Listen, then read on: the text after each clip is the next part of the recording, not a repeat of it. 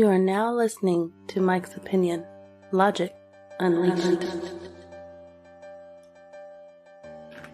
That's right. You are now listening and watching the Mike's Opinion podcast. Thank you so much for being here. As always, you know, I always want to know how you doing. How you doing? You doing all right? A few days before Christmas. Well, a little more than a few days, but you prepared? You ready? Eat, exchange gifts, be thankful, and all of that good stuff. New Year's right around the corner too. So I hope you're doing okay. You know, I always want to know how you're doing, and I hope that you and yours are okay. In fact, I hope you're better than okay. So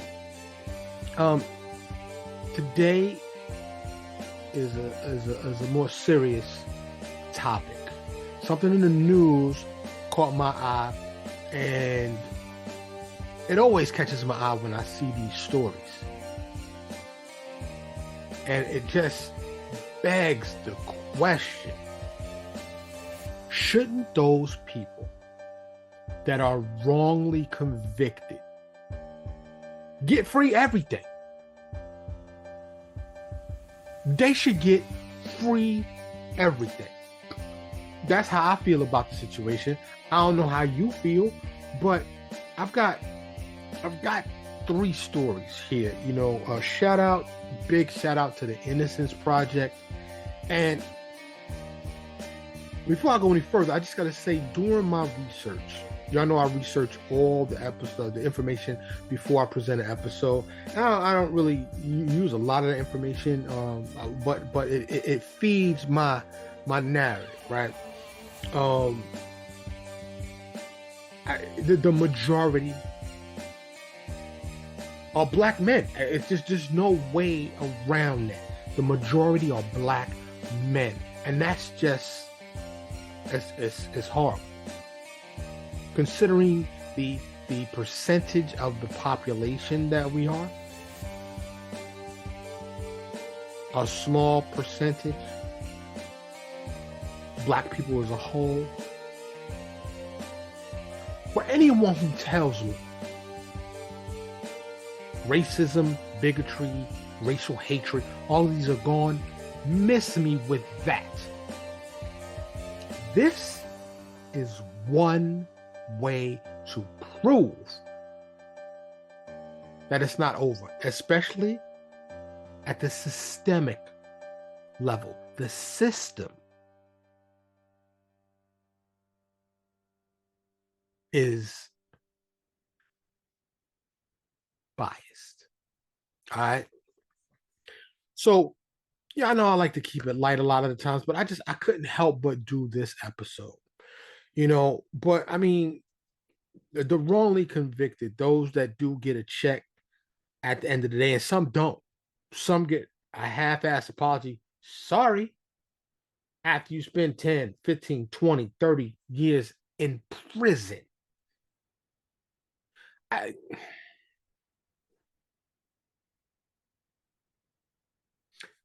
I've never been to prison. Me personally. I know a lot of people that have been to prison. I know a lot of people who are in prison. Have I been arrested? Yes. Have I been to jail? Yes. It's been a night or two, but I've never been to prison. Prison is a whole different animal. And, you know, I hear these judges dishing out decades. You can't get that time back. And listen, I'm not saying there aren't those that need to be locked up. There are some bad people out there. However, one, people can truly change their heart.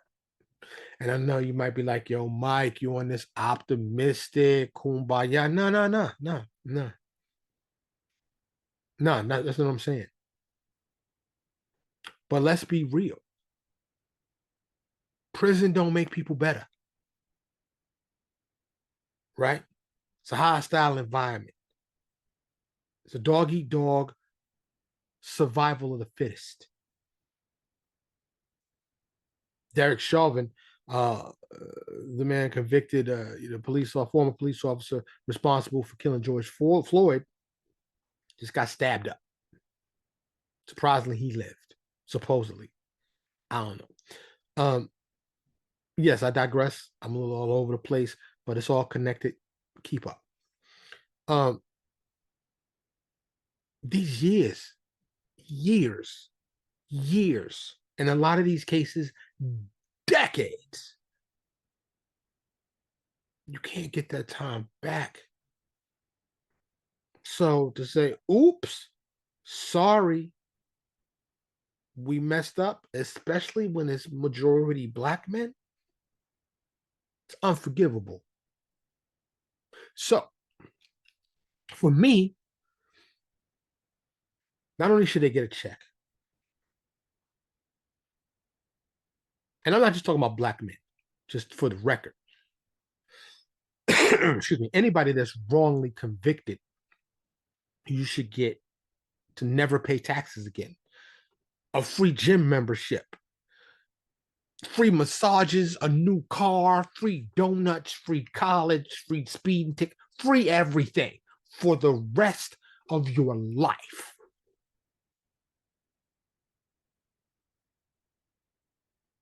That's fair to me. There's three stories that I took notes on. I'm only going to really expound on one of them, and I'll get to that one last. But I'll start with a gentleman named Marvin Haynes, who spent most of his life in prison.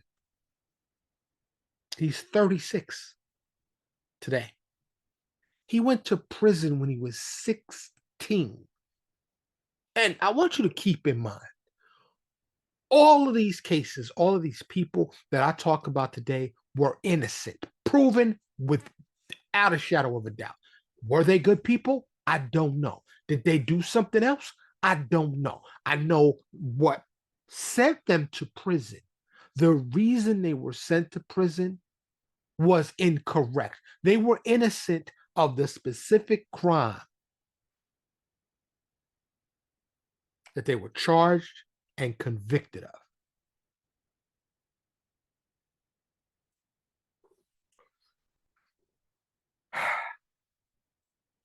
Mr. Marvin Haynes, he was accused of shooting a 55-year-old by the name of Harry Randy Shearer. And rest in peace to Harry. And this was happened in a Minneapolis flower shop back in 2004 during a robbery. The whole case relied on eyewitness testimony, as so many of these cases do.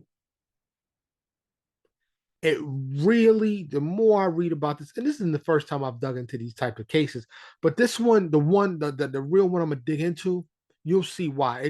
I was like, yo, I got a pod on this because this is crazy. This is bananas. Bananas. But I'm gonna get to that in a minute. Eyewitness testimony is unreliable. People don't really remember correctly a lot of times. There's documentaries on eyewitness testimony or the unreliability of eyewitness testimony. And I think for convictions to be achieved, sole reliance on witness testimony should not be accepted. You have to have something else other than he said, she said, that they saw them, or he might have been him. Some of these cases I've read didn't even have lineups. Lineups are a thing, and I've been in lineups. And you say, yo, Mike, you been in lineups? I've been in lineups. So y'all know, born and raised in New York City, right? My high school in the Bronx was very close to Yankee Stadium. It was very close to the courthouse in the Bronx, and a very busy police station. And often, the cops will come to our high school and they would pay us like $25, $30, and feed us. Give us a burger, fries, and something to drink. To be in the lineup. Now, of course, we're innocent. We're in school. So even if the witness picked us, we ain't got no problems. At least we hoped so. But I never had no problems. But I did this often. It was a nice way to get a little change in your pocket. It didn't take long. Boom, done. Get that burger, was out. But I've been in lineups. Lineup, they put you in a room with the actual suspect and several people that vaguely match the actual suspect's description. So I've stood shoulder to shoulder with people that were accused of all types of crimes. Because I'm in the room with the actual suspect. And certainly some of these suspects were guilty. So I know what a lineup is about. To convict someone on eyewitness testimony without a lineup is atrocious, it's horrendous, it's criminal in itself. But it happens. The case against Mr. Marvin Haynes relied almost entirely on eyewitness testimony. One of the witnesses said later said they never really got a good look. Another one of the eyewitnesses took his story back.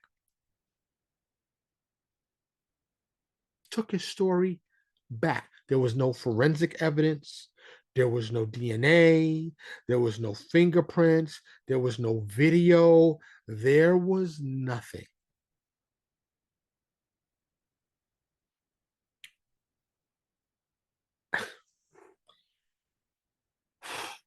You ever have to laugh, keep from crying? Mr. Haynes spent 20 years of his life, over half of his life. He was 16 years old when he went to prison. He's getting out at 36. Now, what should we expect of this man after 20 years in prison? And he went in at 16. Free everything. This man should be able to speed, and I know speeding can be dangerous, but he should walk to a donut shop free, cash free, taxes free. And they want to localize this and say, I'm sorry.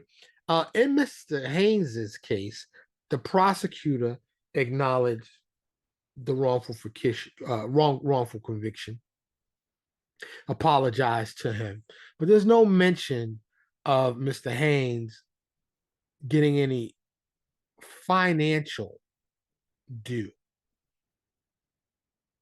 him. They asked him, what do you plan on doing? And Mr. Haynes replied, I'm looking forward to getting a job and just getting my life in order. Just trying to help my family out, end quote. Mr. Marvin Haynes should not have to look for a job after spending more than half his life in prison, being wrongly convicted. Mr. Haynes should be able to live the rest of his days in peace, in harmony, whatever that looks like for him. He should be on a permanent vacation, in Mike's opinion. The next one, and like I said, I'm saving the one I'm really going to dig into till last. The headline read, Baltimore to pay $48 million $48 million to three men that were wrongly convicted of murder and imprisoned for 36 years. Big ups to Mr. Alfred Chestnut, Mr. Ransom Watkins, and Mr. Andrew Stewart, who, like my last story, were 16 years old when they were arrested on Thanksgiving Day in 1983.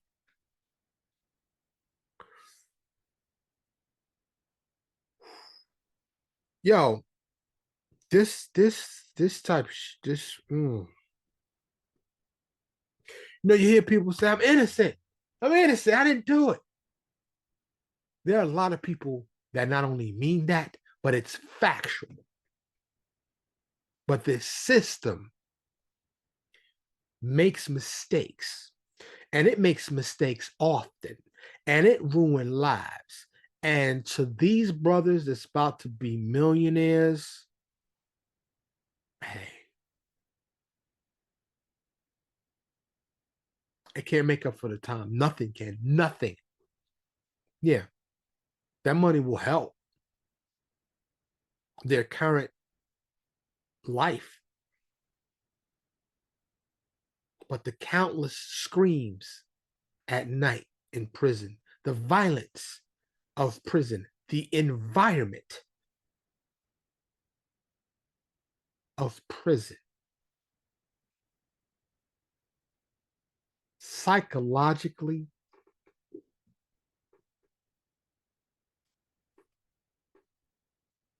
does more than just take its toll. It ruins you.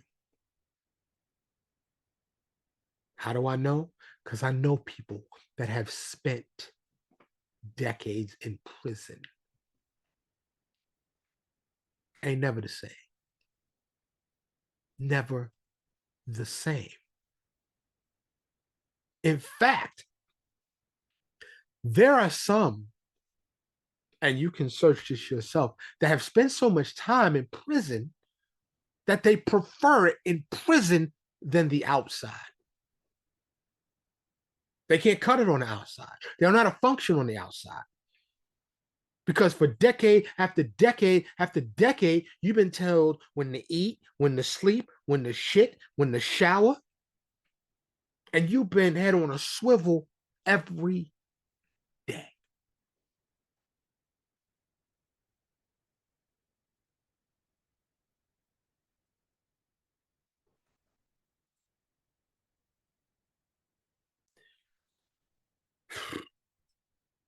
The investigators in Mr. Chestnut, Mr. Watkins, and Mr. Stewart's case ignored eyewitness evidence and physical evidence that contradicted their chosen narrative. When I read that, the investigators had a chosen narrative. They were going to convict these young boys regardless, including ignoring evidence pointing to a different suspect. Instead, they shaped the evidence to implicate these three young men, including coercing false testimony. Coercing false testimony, meaning making somebody say some bullshit from very young witnesses.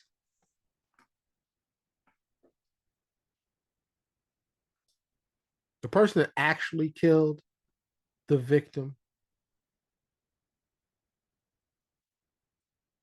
he died. And I don't want to, jump over the victim here in this case. The victim was DeWitt Duckett, who was 14 years old and killed because they wanted to take his jacket. Rest in peace, DeWitt.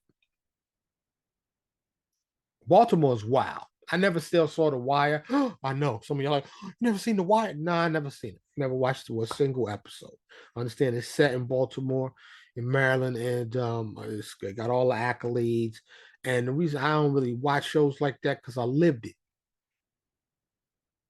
I don't really want to watch that for entertainment. I'm a documentary dude. I like to watch docs. You know what I'm saying? I like edutainment.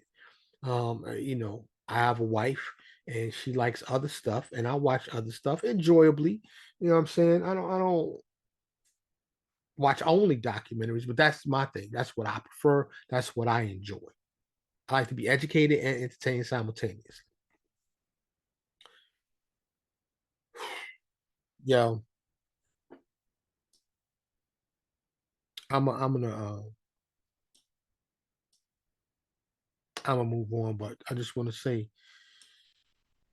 may y'all find some peace, Mr. Chestnut, Mr. Watkins, Mr. Stewart. There's so many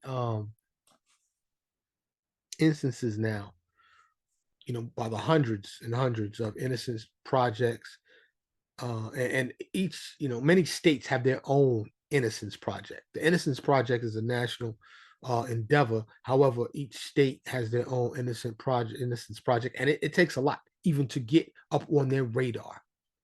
On their website, the national one, they say, if you think, if it was self-defense, don't holler at us. They have a list of stuff like, don't come to us if you think you innocent based on these things. It has to be based on these things. I found that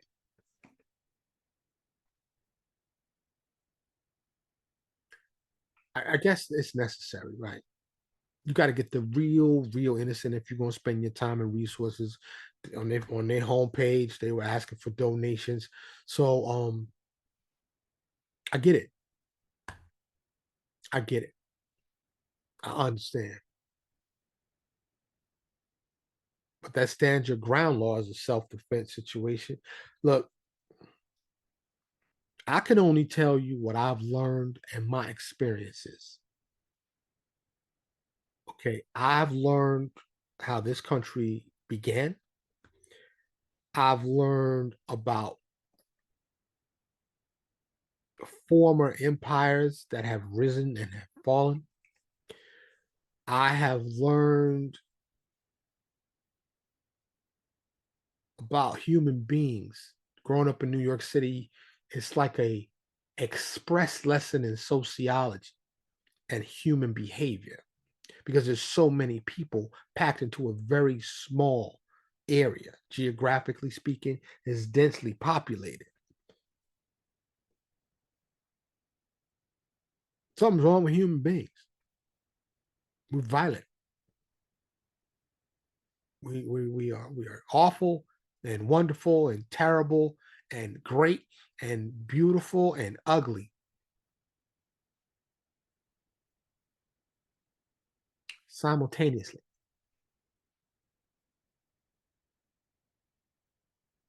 A lot of ugly, a lot of bad. I'd like to dive in, and I'm not going to go too deep, to the case of Mr. Brian Beals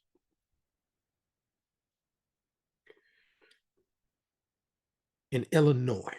Mr. Brian Beals is now free after spending 35 years in prison.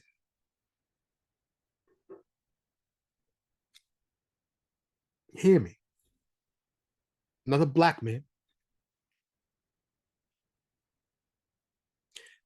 35 years in prison.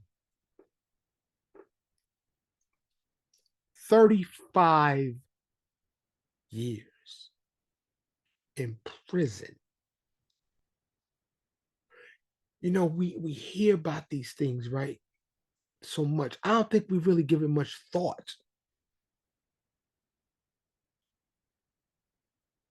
The cold, hard environment that prison is. And again, I want to reiterate, there are some people that may need to be there. And I say maybe because if we really want to reform, help, rehabilitate, those are not the environments they need to be in. Other countries have prisons that are almost like resorts.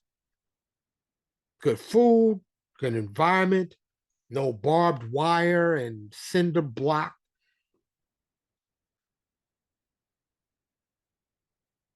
A good part of the prison system in the United States of America is for profit. Let's just be clear. They are for profit institutions.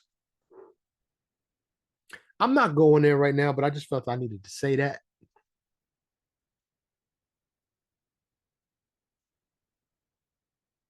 Black and brown people make up the majority of people incarcerated, especially um, in an imbalanced percentage in terms to the ratio of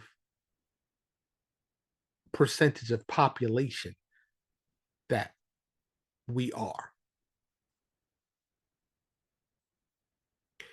Mr. Brian Beals was wrongly convicted in 1988 in the murder of a 6-year-old boy. Rest in peace to Demetrius Campbell, that 6-year-old boy. The reason I dived into this one, and I found it, I couldn't even believe what I was reading, was the circumstances that got Mr. Beals convicted. Bullets that were aimed at Mr. Beals' vehicle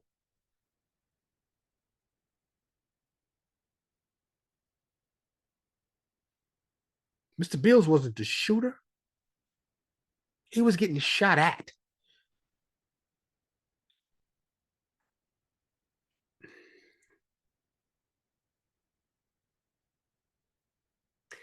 The people shooting at Brian Beals' car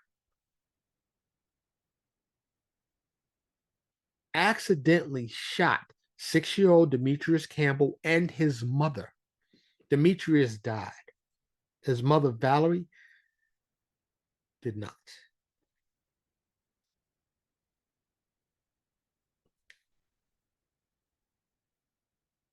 Beals was in the car that was trying to get out the way.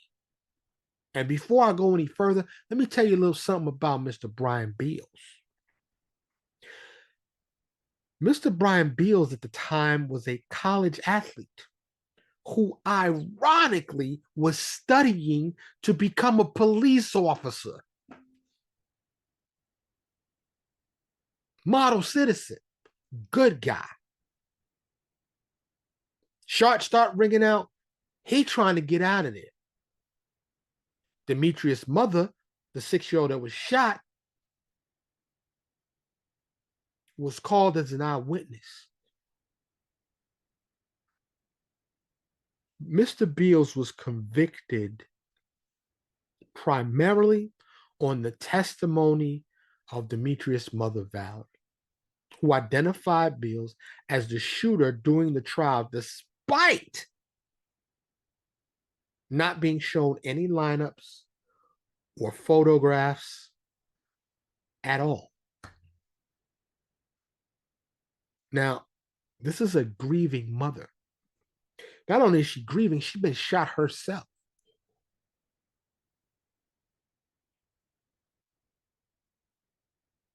I'm not saying her testimony can never be trusted, but somebody going to jail for killing my baby, right? You was in the vicinity, it was you.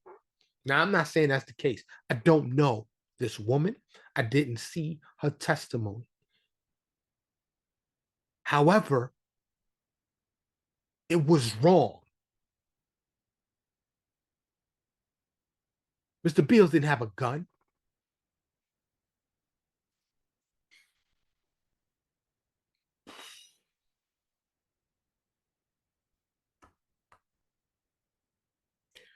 Mr. Beals' attorney, Laura Nyrider, she called this case one of the most egregious wrongful convictions she had ever seen.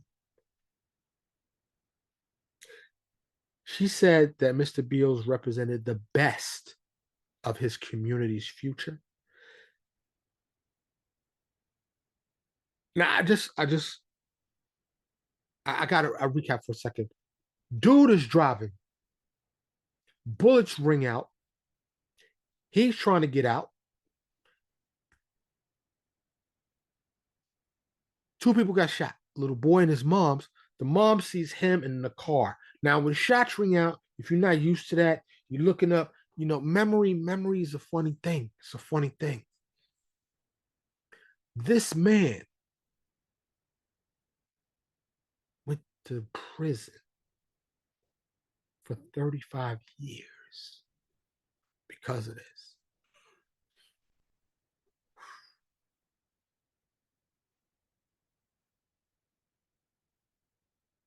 When new evidence was finally presented, first of all,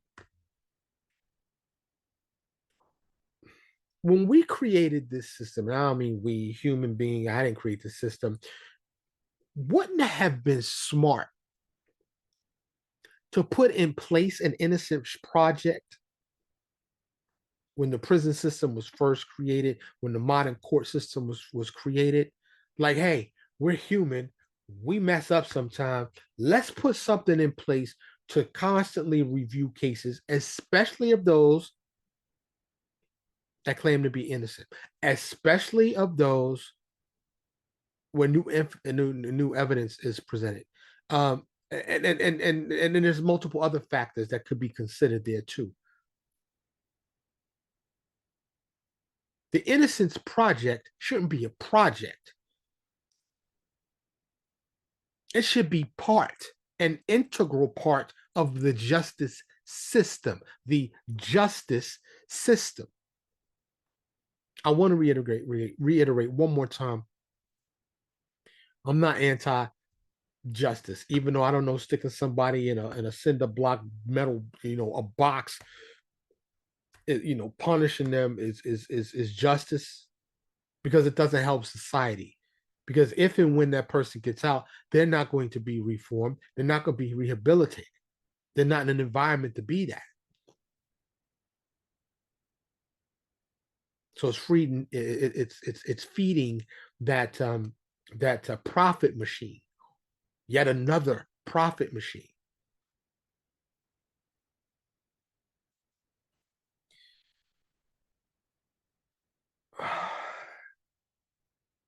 I just, when I read this story, I could not believe it. 35 years in prison. And this is just recent.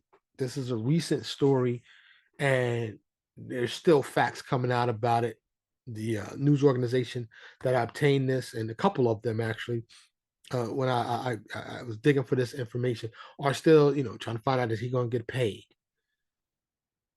What's he plan on doing? 35 years in prison, man. I need free everything.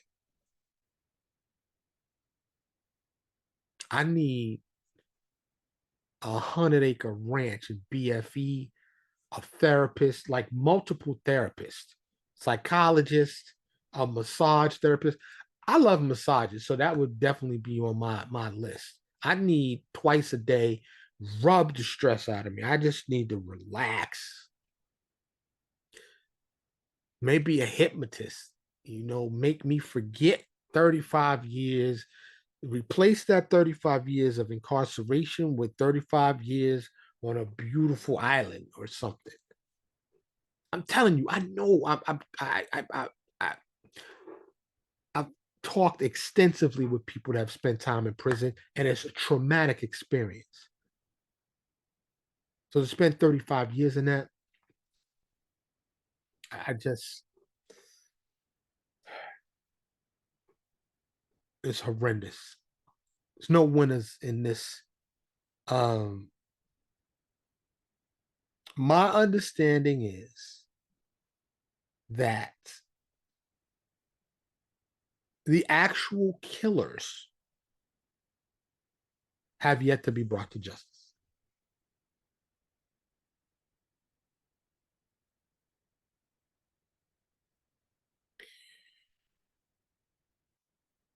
There are so many stories I've heard, read.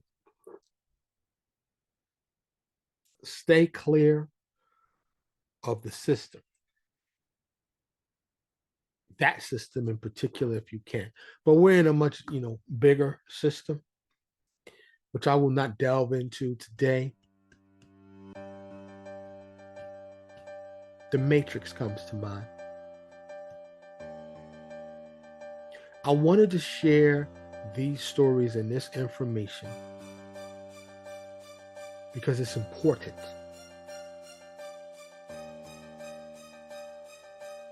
Right now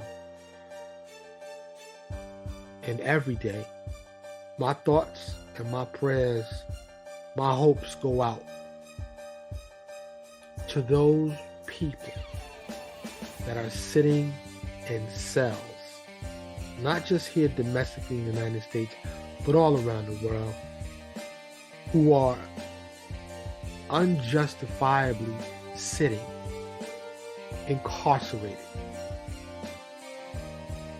and who are innocent of the crimes for which they were accused and convicted. It must be a horrible and hopeless feeling knowing you are innocent.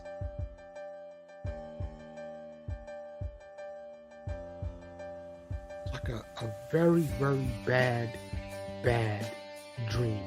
If you can, I always, I ask you to support the show, and I ask you to contribute financially. But this episode, I mean, you can still do that if you like, but if you were going to contribute financially to me, send that to the Innocence Project. Maybe the Innocence Project in your state. Maybe you want to volunteer and try to help them in some capacity.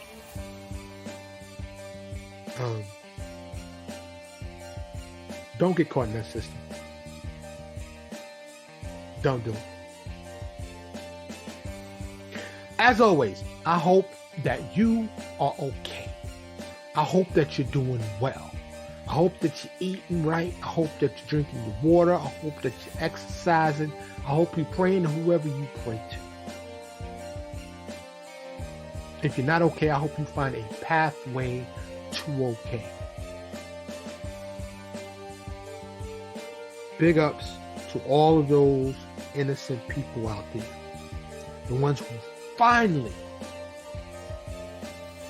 got the justice they deserved, and those that are still incarcerated. I'm Mike. This is the Mike's Opinion Podcast.